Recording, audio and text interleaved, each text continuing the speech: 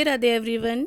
आज की इस वीडियो में नाग पंचमी पर किस तरह आप घर पर पूजा कर सकते हैं, तो बहुत ही सरल विधि मैं आपको इस वीडियो में दिखाने वाली हूँ।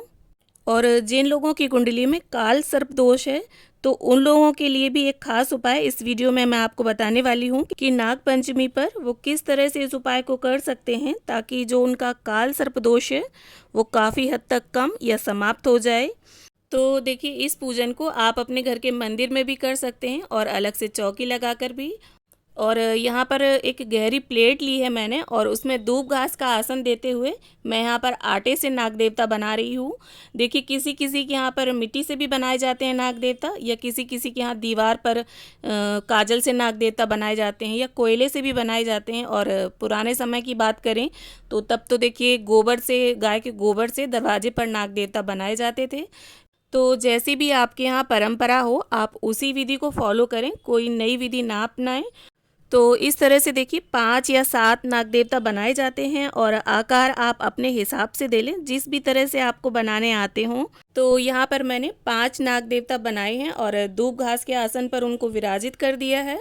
और इसके बाद देखिए, अब हम दीपक प्रज्वलित कर लेंगे और इसके बाद अपनी पूजा शुरू करेंगे। यहाँ धूप बत्ती भी मैंने जला ली है, चूँकि नाग देवता को खुशबू ज़्यादा प्रिय होती है, तो इस पूजन में आप ज़्यादा से ज़्यादा खुशबूदार चीज़ों का प्रयोग करें। और इसके बाद देखिए, सबसे पहले गंगा जल से हम स्नान करा लेंगे और फिर मैं यहाँ पर गाय के कच्चे दूध से स्नान कराऊंगी। आपने देखा होगा अपने बड़े बुजुर्गों को नाग पंचमी पर कि किस तरह नाग देवता की पूजा वो दूध से करते थे। यानी नाग पंचमी पर नाग देवता की पूजा में कच्चे दूध का विशेष महत्व माना जाता है। तो कच्चे दूध की व्यवस्था आप ज़रूर कर लें नाग पंचमी पर, और हो सके तो गाय का ही कच्चा दूध लें, और अगर नई व्यवस्था बन पाए तो जो हो आपके पास आप उससे पूजन कर लें। और इसके बाद साफ जल से हमने अभिषेक कर लिया है। और देखिए, नाग देवता को चंदन अत्यंत प्रिय होता है। चंदन की लकड़ी, चंदन के पेड़ पर वो किस तरह से लिपटे होते हैं, तो यहाँ पर देखिए चंदन की लकड़ी का प्रयोग कर रही हूँ मैं। तो अगर आपके पास है इस तरह चंदन की लकड़ी तो आप पूजा में प्रयोग ज़रूर करें, और अगर नहीं है तो कोई भी खुशबूदार चंदन या अष्टगंध चंदन आप पूजा में यूज़ कर सकते हैं।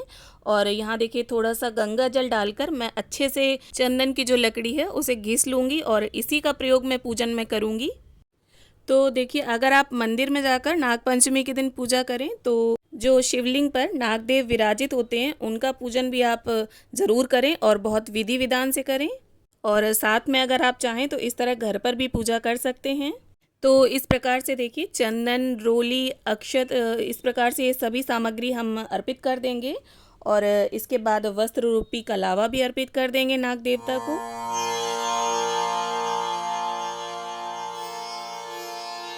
और इसके साथ ही देखिए, अब हम बेलपत्र अर्पित कर देंगे। जो भी चीज़ें शिव जी को प्रिय होती हैं वही नाग देवता को भी अर्पित की जाती हैं।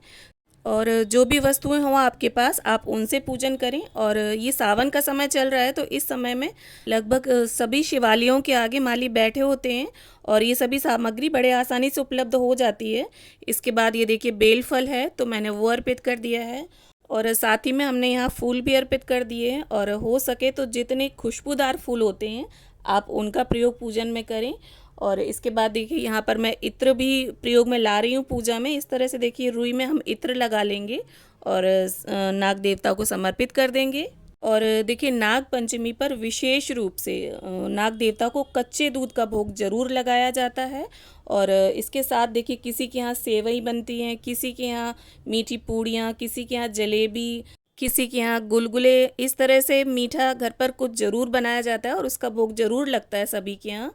तो इस प्रकार से देखिए, भोग अर्पित करने के बाद अब हाथ में थोड़े से अक्षत लेकर हम नाग पंचमी की कथा पढ़ लेंगे, व्रत कथा। अगर आप व्रत रहते हैं तो व्रत कथा ज़रूर पढ़ें या सुने। और इसके साथ ही मैं यहाँ पर कपूर आरती कर रही हूँ। जैसा कि मैंने बताया कि नाग पंचमी पर नाग देवता की पूजा में आप खुशबूदार चीज़ों का प्रयोग ज़्यादा से ज़्यादा करें। तो देखिए, हर तीज त्यौहार को मनाने का एक अपना अलग विशेष महत्व होता है। और देखिए, जो हमारी परंपरा है वो सदियों से चली आ रही है, ये हमारे द्वारा आज नहीं बनाई गई है। तो आप भी हर तीज त्यौहार में अच्छे से पूजा करें, अच्छे से सेलिब्रेट करें और अपने बच्चों को भी ये सब सिखाएं। और देखिए, जिसकी भी कुंडली में काल सर्प दोष होता है उन्हें नाग पंचमी के दिन इस तरह से नाग नागिन का जोड़ा आता है। तांबे का भी आता है और चांदी का भी। तो तांबे का तो बहुत कम रेट में आ जाता है, आपको 50 या 100 रुपए में मिल जाएगा। तो जैसा भी सामर्थ्य हो आपका, आप उस तरह से नाग नागिन का एक जोड़ा ले लें और इसे देखिए शिवालय में शिवलिंग पर अर्पित करना होता है। और अगर आप ऐसे शिवलिंग पर अर्पित करते हैं जहाँ पहले से नाग देवता ना विराजित हों, तब तो बहुत उत्तम होता है। और इस उपाय को नाग पंचमी पर प्रदोष काल में करने से आपका जो काल सर्प दोष है कुंडली का, वो काफ़ी हद तक कम भी हो सकता है और समाप्त भी। तो इस प्रकार से आप अपनी कुंडली से काल सर्प दोष का निवारण का उपाय कर सकते हैं नाग पंचमी के दिन। उम्मीद करती हूँ वीडियो आप सभी को ज़रूर पसंद आया होगा। वीडियो अच्छा लगा हो तो इसे लाइक शेयर करें और चैनल को सब्सक्राइब करना ना भूलें। तो मिलते हैं अगले वीडियो में।